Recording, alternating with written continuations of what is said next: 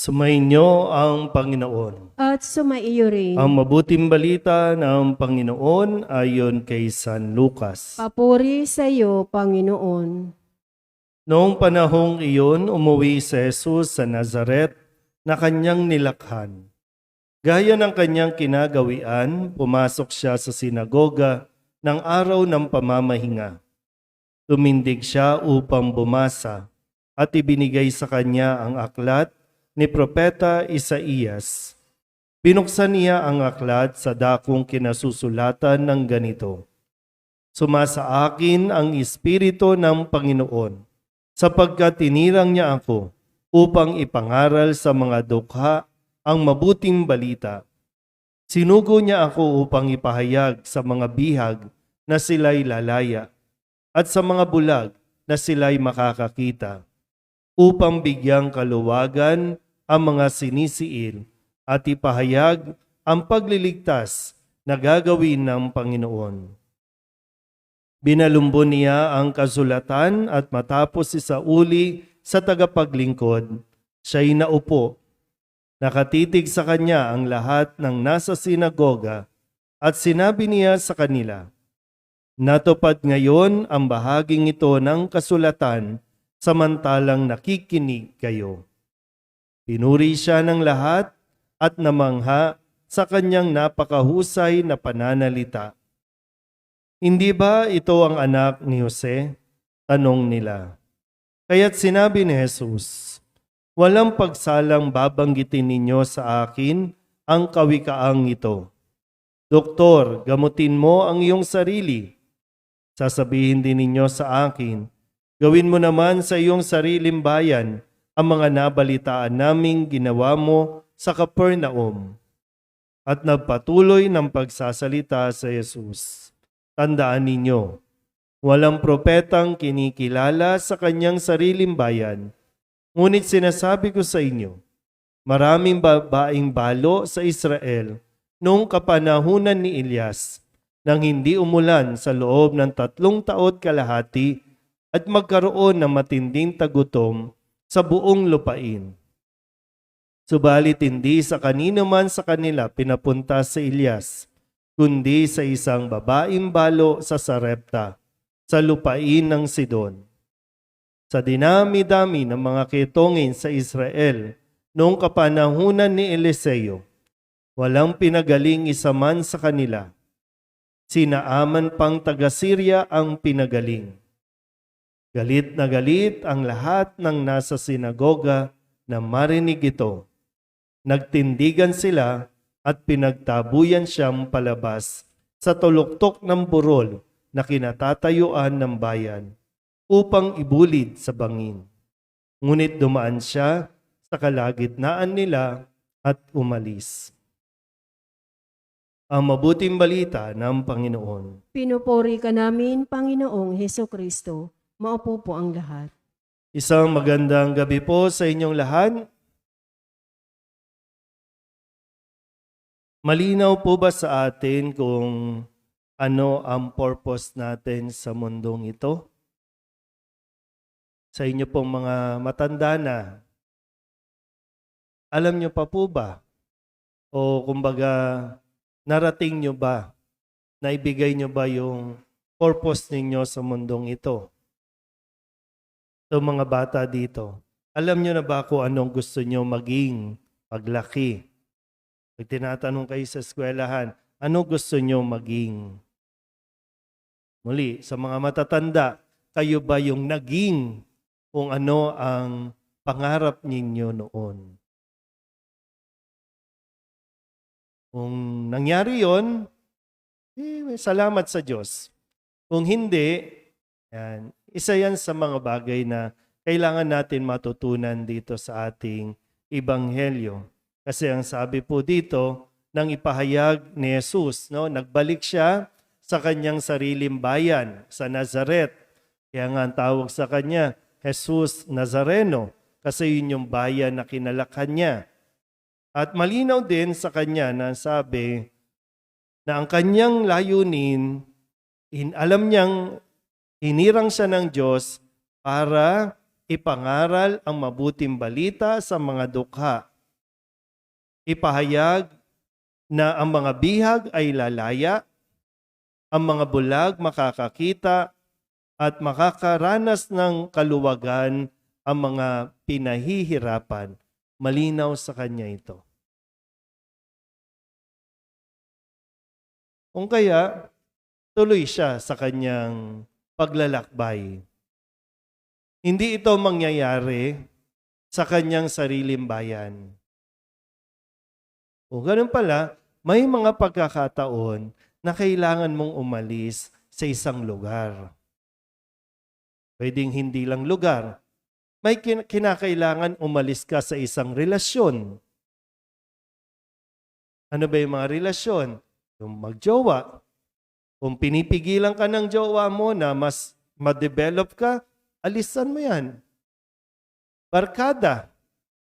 Kung sa tingin mo yung mga barkada mo ay walang mararating dahil hihilain ka lang pababa o sadyang hanggang dito lang kayo dahil wala silang malinaw na direksyon o malinaw na pangarap, umalis ka. Marami po sa mga nasa online, mga nasa abroad din, bakit naging successful sila sa ibang bansa? Kasi alam nilang kung saan lang sila doon sa lugar na yon, walang mangyayari sa kanila. Hindi sila aasenso. Kinailangan niyong lisanin ang lugar ninyo, ang bayan ninyo, para makipagsapalaran at tuklasin yung kung saan ka rin maa-appreciate yung talent mo doon sa mga bansa na kung saan ka mas magiging kapaki-pakinabang. Kaya nga, successful. Naging matagumpay ka. Marami na yung nag-migrate, marami ng Pilipinong kinikilala sa ibang bansa dahil sinunod nila kung ano ang kanilang, yung para saan sila. Malayo ang mararating ninyo mga bata. Kung magpo-focus lang kayo sa inyong mga goal sa buhay, kung anong gusto nyong maging paglaki. Kasi dito po, balikan natin yung kwento at karanasan ni Jesus. Nang lisanin ni Jesus ang bayang Nazaret, mas nakilala siya o mas kinilala siya sa ibang lugar. Doon siya mas nakapag-perform ng mga miracles. Doon siya mas pinakinggan. Samantalang sa kanyang sariling bayan, ayaw siyang kilalanin. Magaling siya, ina-acknowledge sa Manila, magaling siya eh.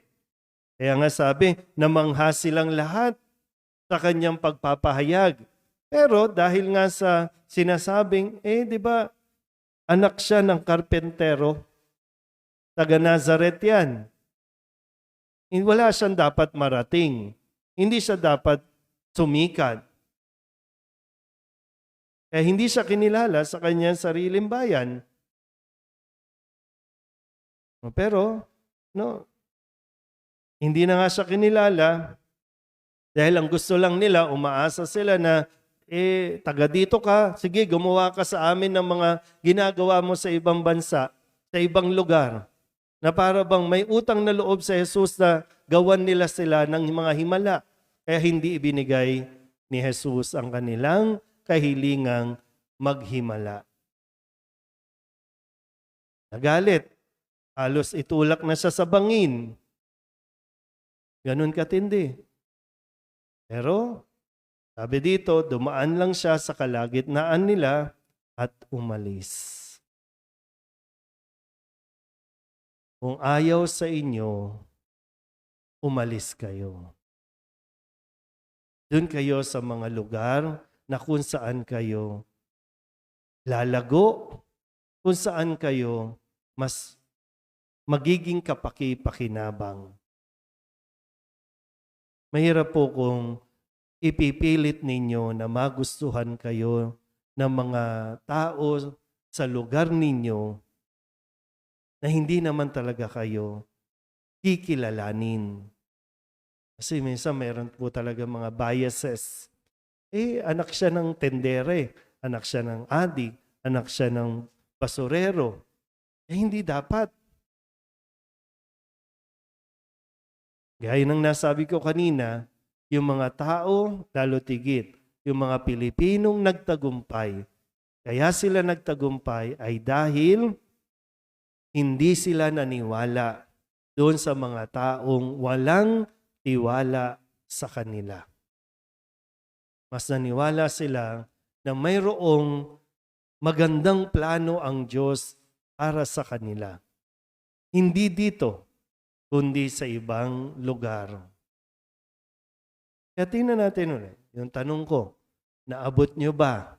Narating nyo ba yung pangarap o yung gusto ninyo na marating?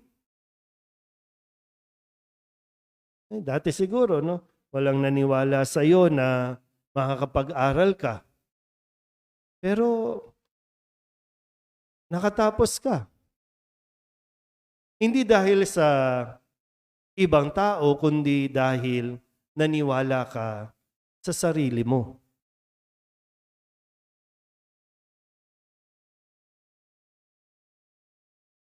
Ipipilit talaga natin na matuwa sa atin ng mga tao, pipilitin lang din natin baguhin ang ating mga sarili ayon sa kung ano ang gusto nilang mangyari sa atin. Na kung ayaw nila na magtagumpay ka, nasa sayo yan. Kung hanggang dyan ka lang, kung naniniwala ka na hanggang dyan ka lang, hanggang dyan ka nga lang. Pero kung naniniwala kang malayo pa mararating ninyo, hindi lang dito sa Kamba, hindi lang dito sa San Nicolas, marami pa kayong lugar na po pwedeng malibot. Kung magtutuunan nyo lang ng pansin ang inyong mga sariling galing. Galing na galing din sa Diyos. Itin natin ulit. Kung may mga relasyon na pumipigil sa iyo para mas maging successful ka, mas mainam, iwanan mo na yan. Yung mga barkada na walang pangarap, makakahanap ka ng iba pang barkada kung saan ka mayroong ding katulad na pangarap. Iba naman po yung ugali na nagiging ambisyoso na masyado. Iba po yun, ha? Ibang konteksto yan. Pero lahat naman po, no? Nagsisimula sa pangarap. Nagsisimula at maaabot mo yan kung magtitiwala ka sa sarili mo, magtitiwala ka sa Diyos na nagtitiwala sa sarili mong galing. Amen?